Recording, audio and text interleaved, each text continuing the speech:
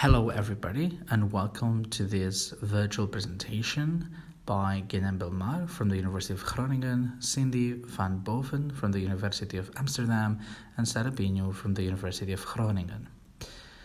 This presentation entitled Why Do Adults Become New Speakers of a Minority Language? Motivation of Learners of West Frisian is based on an article that will appear in the Sustainable Multilingualism journal the next month. I will first provide some background on the notion of new speakers, since it's an important concept in our study. New speaker has become a popular term in studies on revitalization movements of minority languages. New speakers are commonly defined as people who have had little or no home or community exposure to a minority language, but instead acquired it through immersion or bilingual education programs, revitalization projects, or as adult language learners. In other words, a new speaker is a person who successfully acquired a foreign language, a successful learner, and new speakers are seen as important for sustaining the usage of minority languages. In fact, in many minority contexts, new speakers have become a significant social-linguistic group, often even found to be more positive towards the language than native speakers themselves, and they are known to strongly defend their choice and right to learn and use the minority language. Our study focuses on learner motivations, and therefore it is important to establish a definition of this term. We follow Gardner 2001 in defining motivation as the driving force in any situation. Motivation has been found to be fundamental for a successful second language acquisition process, and a well-known model of motivation is the socio-educational model by Gardner and Lambert. And this model distinguishes between two types of motivation for learning a second language. On the one hand, instrumental motivation, which is the potential pragmatic or practical gains from second language proficiency, for instance, employment prospects. And on the other hand, integrative motivation, which can be defined as the desire to not only become proficient in the language, but to also interact with and become part of the L2 group and culture. Moreover, in addition to these types of motivation, a third type was added in the literature on Japanese learners of English. These learners were often found to have a personal motivation, which relates to the individual's development and satisfaction. For example, enjoying reading or any other kind of entertainment in the language. For this third type, we refer to Benson 1991. Since previous studies have found that personal motivation also plays an important role in the acquisition of minority languages, we maintain this threefold model in our study, so we distinguish between instrumental, integrative, and personal motivation. Most of the studies investigating motivation for second language acquisition have been based on English as a target language. Motivations to study this global language are usually instrumental. However, learner motivations may be different in minority contexts, since the instrumental value is often associated with the dominant language but not with the minority language. Instead, motivations to learn a minority language are mostly personal or symbolic. For instance, learners that traveled abroad to learn Galician were found to learn a language not for instrumental goals, but because of the symbolic value of the language. However, the learners in that study were on vacation, and in contexts where the learners do not live in a geographical area where the language is spoken, integrative and instrumental motivation are not that meaningful. On the other hand, a study on the motivations of adult Corsican language learners who live in Corsica showed that these learners also have integrative and even instrumental motivation. Corsican was perceived as a practical tool. So, learners of minority languages report mostly personal motivation, but integrative and even instrumental motivation also may play a role.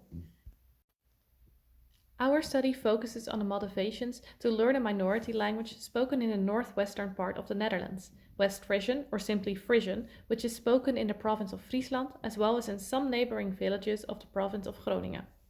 A substantial part of the Frisian population learned to speak Frisian as a second language. These new speakers are Dutch native speakers who learned Frisian either because they moved to Friesland or because they were born in the province but never learned the language.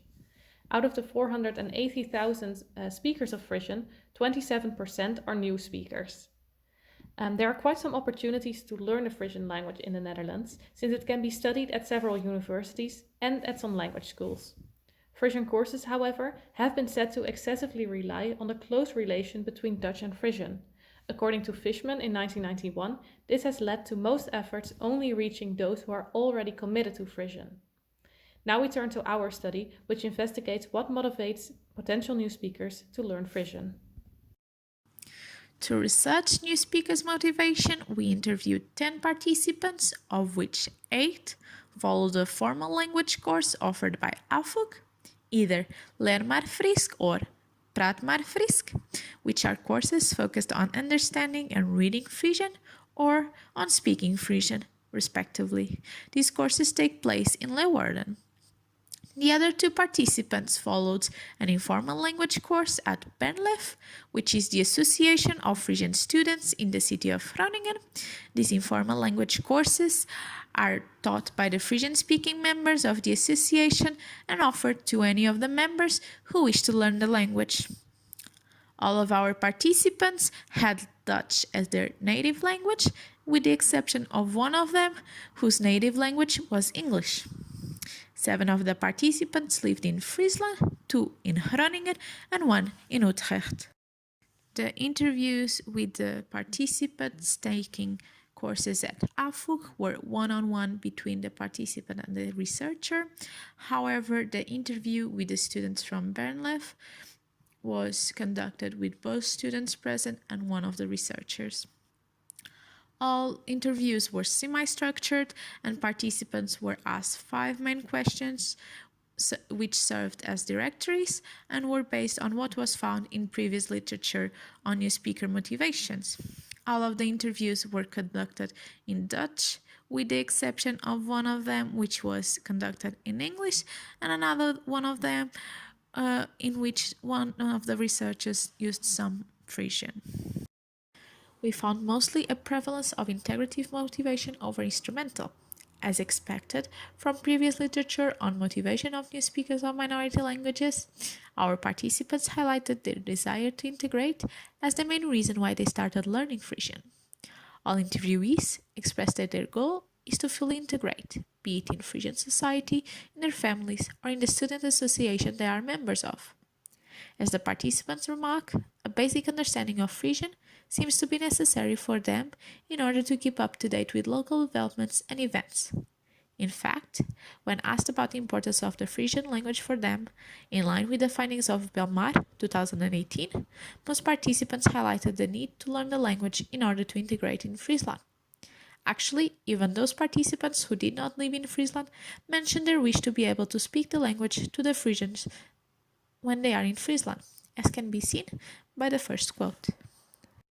It seems clear, therefore, that Frisian is perceived as a necessary means to achieve integration in a particular group, and this perception fuels the motivation of most participants, even when they openly claim there is a lack of real need for it.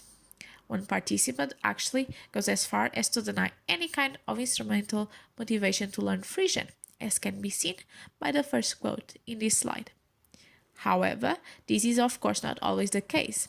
As found for other minority languages, such as for instance Catalan, the minority language can also be a tool to achieve better employment opportunities, especially in settings where it enjoys some sort of official recognition and its use is promoted by local and sometimes national institutions, as can be seen by the last quote of this slide.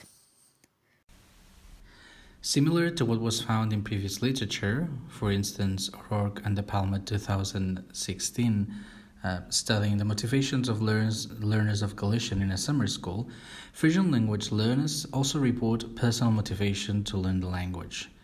These findings are also similar to those by Belmar 2018, where over 90% of his participants claimed that Frisian was important for them because they liked it.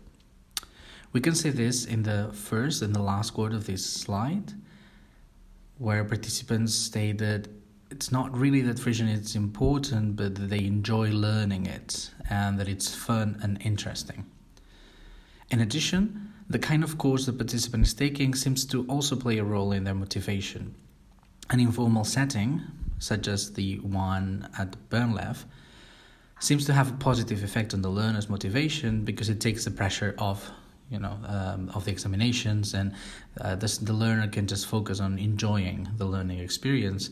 As I say here, it's not like you have to do an exam and know a lot. It's just nice to have Frisian lessons, and that's why this participant is taking them. But they would also just learn Frisian listening to people. They don't have any pressure. When asked whether they use the language in contexts other than the language course, only 3 out of the 10 participants indicated that they do, because it is a practical need for their job or their internship. Moreover, 3 people indicate that it is necessary to use it simply because they live in Fryslân and want to understand more of the environment. There's only one of our participants with Frisian family, and they use it with social settings such as family and friends. 9 out of 10 participants planned on using Frisian in the future in communication with the Frisian people in their environment, be it in a social context or at work. Even if fluency in Frisian is barely expected from non-natives, participants indicated that there is a need for at least passive knowledge of Frisian when one lives in Fryslân. Even if Frisian is not necessary, for example in supermarkets, one still needs it to understand important elements of the surroundings, such as the local news or maybe just small talk on the streets. The fact that motivation to learn Frisian is mainly integrative may be the reason why only those participants wishing to remain in Fryslân in the future showed any interest in furthering their knowledge of the language, as we can see in the quotes.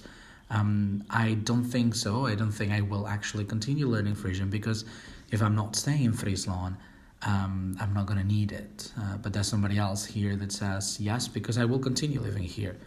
And I would like to learn it and speak it better. These results are linked to the results by Rosiak and Hornsby 2016, studying the motivation of learners of Welsh in Poland, when they say that opportunities to use the language and access to native speakers play a key role in the motivation and the maintenance of new speakers. And on the other hand, we also had one participant that indicated that she never used Frisian outside the course, partly because she's not confident enough yet, but also because she finds it difficult to find people who are willing to speak Frisian to her without switching to Dutch. And this later point actually we'll see in the next slide, and was raised by many of our participants. Thus, if you're not a native Frisian speakers often switch to Dutch, which hinders the acquisition of the language and seems to point at some issues of authenticity and legitimacy in the Frisian community. For example, also found in previous literature such as Belmar 2018, even though they can also just be politeness. Those who are not perceived as genuine or authentic speakers are often unconsciously marked as outsiders by switching to Dutch with them and thus barring them for Frisian. And these tensions around notions of authenticity and legitimacy are central to most research being done on new speakers, and it has been found to function as some sort of social closure or identity control mechanism, which may lead to frustration and even prevent new speakers from using the language. We can see some of these in the quotes. When our participant says that at the beginning, when they don't know you, they speak Frisian to you, but then when you say something in Dutch, they automatically switch to Dutch, or that it's really difficult to actually use Frisian outside the classroom because people tend to switch to Dutch. And this large influence of Dutch is also visible in the fact that most materials to learn Frisian are only available in Dutch. One of our participants actually went as far as to say that you can't learn Frisian and skipping Dutch. It's very difficult. And finally, we also found that new speakers, as also found in previous literature, tend to strongly defend the language, even sometimes more actively than the native speakers do in conversational settings. For example, this participant here claims that it's really important if you live in Fryslân that at least you learn a little bit of Frisian, because he says, I think everybody should at least try a little bit, at least the basics and understanding. I think it's a matter of respect for the people who are from here, and I also think that it's good for you learning Frisian has helped me get in the Frisian bubble. So here we also have the integrative part, but also the more activist part of this new speaker speech. From the results, we conclude that the main motivation to learn Frisian is integrative.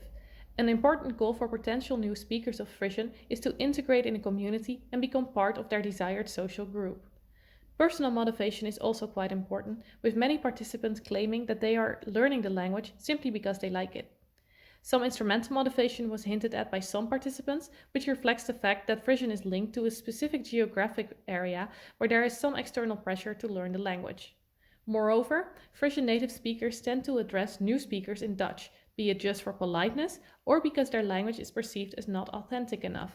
This makes learners less motivated to try and use the language, and this in turn reinforces the perceived need to address them in Dutch. The large influence of Dutch is also visible in the learning materials, as Fishman already stated in 1991. Materials are still only accessible through Dutch, making it difficult for non-Dutch natives to learn the language. Finally, new speakers of Frisian tend to defend and even promote learning the language, for example by calling it a matter of respect towards the Frisians. In spite of this, the participants often commented on a practical need to at least understand Frisian, since they live in Fryslân. This confirms findings by Jaffe, 2015, that learning a minority language can indeed have some practical value when the new speaker actually lives in the environment where the language is spoken. In fact, we can also observe the perceived link between Frisian and Fryslân in the participants' claims that they would only further their knowledge of the language if they stay in the province. New speakers of Frisian, therefore, start to learn the language because they want to integrate or because they like the language, but they only continue and thus become new speakers simply because they live in Fryslân. Dikke dank for your aandacht. Thank you very much for your attention. And if you have any questions, don't hesitate to email us. Ontsien.